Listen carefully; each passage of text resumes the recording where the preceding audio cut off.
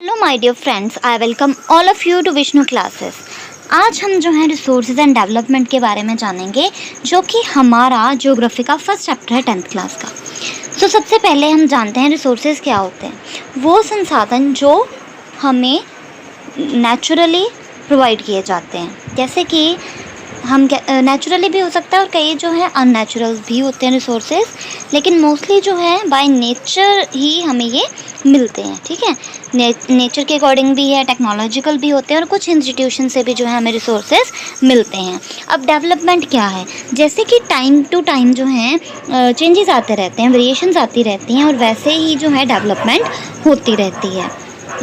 सबसे पहले जो कुछ भी हमारे इन्वायरमेंट में है, अगर हम बात करें पानी की, एयर की, दैट ऑल वी नीडेड, मतलब जो भी रिसोर्सेज हमारे पास हैं मोस्टली हमें वो चाहिए होते हैं टू सेटिस्फाई आवर नीड्स। ठीक है, अपनी जो ज़रूरतें हैं उनको पूरा करने के लिए। कुछ जो ऐसे होते हैं बाय हम टेक्नोलॉजी से उन्हें यूज़ कर सकते हैं। ठीक है, कुछ होते हैं टेक्नोलॉजिकली असेसेबल, ठीक है, जिनको हम टेक्नोलॉजिकली यूज़ कर सकते हैं। कुछ होते हैं इकोनॉमिकली फिजिबल, मीन्स कि सही होते हैं, इकोनॉमिकली भी हम उसे जो है ख़रीद सकते हैं। ठीक है, और कुछ ऐसे जो है कल्चरली, कल्चर के द्वारा भी हमारे एक्सेप्ट किए जाते हैं। कुछ ऐसे रिसोर्सेज भी होते हैं, उन्हें बोला जाता है रिसोर्स। अब आज के बाद अगर आपको कोई बोले कि रिसोर्स क्या है, then you have to add that words 3, that is technologically accessible, economically feasible and culturally acceptable to satisfy our needs। ठीक है, तो ये जो है important question है। ये 3 words जो हैं एक तरह से की words हैं and you have to add that in your answer। after that we will move forward। so transformation जो है वो होती रहती है ना, एक प्रोसेस है जिसमें ट्रांसफॉर्मेशन होती रहती है। ट्रांसफॉर्मेशन है क्या? डेवलपमेंट का ये एक प्रोसेस है। डेवलपमेंट के लिए ही हमें जो है हम चेंजेस करते हैं। ठीक है, हमारे इन्वायरमेंट में जैसे जो कुछ भी ह्यूमन नेचर है या टेक्नोलॉजी है, इंटरेक्शन है, इंस्टीट्यूशंस हैं। अगर हम देखें, अब हमारे पास रिसोर्सेज है ना, कुछ रिसोर्सेज जो है हमारे पास फिजिकल इन्वायरमेंट में है, दैट मीन्स हमें नेचर के द्वारा प्रोवाइड किए गए हैं। कुछ जो है हम टेक्नोलॉजी के द्वारा हम यूज़ करते हैं, या कुछ ऐसे इंस्टीट्यूशंस हैं।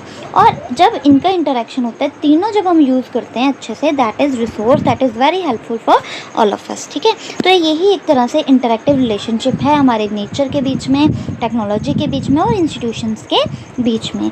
ह्यूमन बींग्स जो हैं वो नेचर के साथ क्या करते हैं, इंटरेक्ट करते हैं। कैसे इंटरेक्ट करते हैं? थ्रू टेक्नोलॉजी, ठीक है, इंस्टीट्यूशंस के द्वारा, सो दैट इकोनॉमिक डेवलपमेंट जो है ज़्यादा से ज़्यादा हो सके। जब भी बात करते हैं हम इकोनॉमी की, तो उस टाइम पे जो है हम मोस्टली मनी से रिलेटेड जो है हमारे इकोनॉमी से रिलेटेड प्रॉब्लम्स को डील करते हैं, है ना। आप देखते होंगे जीडीपी वगैरह लगती है या बजट आता है, तो वो सब क्या है, हमारी इकोनॉमी ही है।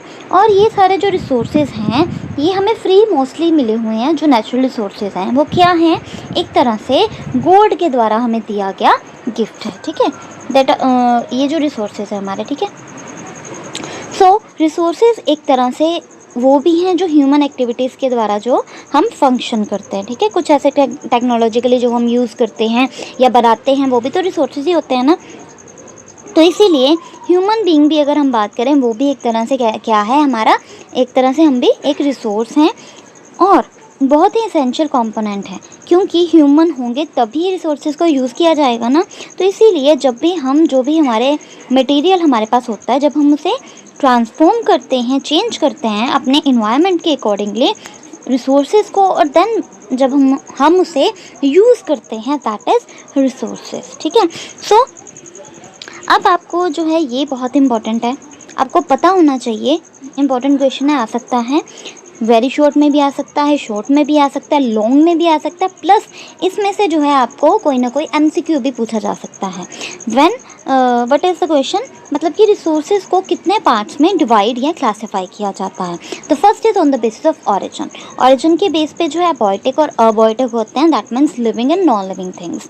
Next is on the basis of exhaustibility. Exhaustibility जो कि बहुत जल्दी ख़त्म हो जाते हैं या ख़त्म होने वाले। तो देखें, 2 तरह के होते हैं, renewable and non renewable. Renewable resources जो है, हमने पिछली जो वीडियो देखी थी इकोनॉमिक्स की, तो उसमें भी हमने पढ़ा था कि क्या होते हैं renewable resources, that we can use again and again. ठीक है, और रीयूज़ जो हम करते हैं, that is renewable resources. And non renewable resources क्या होते हैं, कि जो हम बहुत ज़्यादा यूज़ कर रहे हैं, ओवर यूज़ हो रहा है, और अगर हमने एक बार यूज़ किया दोबारा नहीं हमारे पास बचता, लाइक कोल, पेट्रोलियम, है ना। तो इसी तरीके से कुछ रिसोर्सेज जो हैं on the basis of exhaustibility होते हैं। Then the resources on the basis of ownership. अब आपको पूछा जा सकता है ऑनरशिप के बेस पे जो है कितने रिसोर्सेज की डिवीजन है, एग्जॉस्टिबिलिटी की कितनी है, तो आपको ये याद रखना होगा। अगर हम बात करें ऑनरशिप की, तो ये जो है 4 टाइप्स की हैं। फर्स्ट इज़ इंडिविजुअल, ठीक है। ऐसा भी हो सकता है कि रिसोर्स एक पर्सन का हो, ठीक है। कम्युनिटी मीन्स कि मिलके भी सभी जो हैं वो रिसोर्स खरीद सकते हैं। नेशनल मीन्स कि एक नेशन ने भी वो रिसोर्स खरीदा हो सकता है, ठीक है। और इंटरनेशनली ज़रूरी नहीं खरीदा ही होगा, कई बार एक नेशन को या एक रीजन को नेचुरली कोई रिसोर्स जो है प्रोवाइड हुआ होता है, ठीक है। सो नेशनली भी हो सकता है and internationally, that means to all our globe, ठीक है। तो ऑनरशिप के बेस पे जो है ये 4 टाइप्स के होते हैं। Then on the basis of status of development, then that is of 3, that is potential, developed resource and reserves, ठीक है। जो रिजर्व्स होते हैं, पोटेंशियल रिसोर्सेज होते हैं, या डेवलपमेंट डेवलप्ड रिसोर्स होते हैं। पोटेंशियल रिसोर्सेज वो रिसोर्सेज होते हैं जो हमारे पास होते हैं but we don't know how to use it, ठीक है। एंड डेवलप्ड रिसोर्स मतलब कि वो डेवलप हो चुके हैं और कुछ जो हमने रिजर्व करके रखे हुए हैं फॉर द फ्यूचर, ठीक है। तो इस तरीके से जो है क्लासिफिकेशन होता है, that is very important. After that when we move forward, the resources are also 2 types, that is natural and human. When we divide on the basis of natural resources, that is renewable and non renewable resources. अब मैंने आपको बता दिया renewable resources और non renewable resources के बारे में। सो renewable resources कौन कौन से हैं, जैसे wind है, water है, मैंने बताया ना अभी आपको, ठीक है। बायोलॉजिकल हो गए, जैसे कि फॉरेस्ट हैं, वाइल्ड लाइफ हो गई। और नॉन रिन्यूएबल रिसोर्सेज जो कि हम दोबारा यूज़ नहीं कर पाते, दैट इज़ रिसाइक्लेबल मेटल्स और non recyclable, that is fossil fuels, ठीक है। रिसाइक्लेबल एंड नॉन रिसाइक्लेबल 2 तरह के होते हैं। Then it is human. Human is also, human resource is also divided into 2 parts, that is structures and institution, ठीक है। जो भी ह्यूमन ने इंस्टीट्यूशन बनाया वो भी क्या एक तरह से उसके लिए स्ट्रक्चर बनाया, वो भी उसके लिए क्या है, रिसोर्स है। Then it is quantity and quality. Quantity means कि हमारे पास कितने रिसोर्सेज हैं, how much buildings we have, right. Quality, that means quality कैसी, हम कहते हैं ना कि अच्छी क्वालिटी होनी चाहिए। हम ये नहीं देखेंगे कि आपने सम कितने किए, एग्जाम्पल लेते हैं, हम ये नहीं देखेंगे कि आपने 5 सम किए हैं या 4 सम किए हैं, हम ये देखेंगे आपने अगर 2 सम भी किए हैं या 1 सम भी किया है, आपको अच्छे से समझ में आया, उसके साथ के आप जो है आगे सारे सम कर लोगे, है ना। तो इसी तरीके से क्वालिटी जो है बहुत ज़्यादा इंपॉर्टेंट है। तो आज हमने जो है मोस्टली क्लासिफिकेशन ऑफ रिसोर्सेज के बारे में पढ़ा है, रिसोर्सेज क्या होते हैं उनके बारे में पढ़ा है। So hope you like this, please like, subscribe and share this channel for more and more videos. Thank you.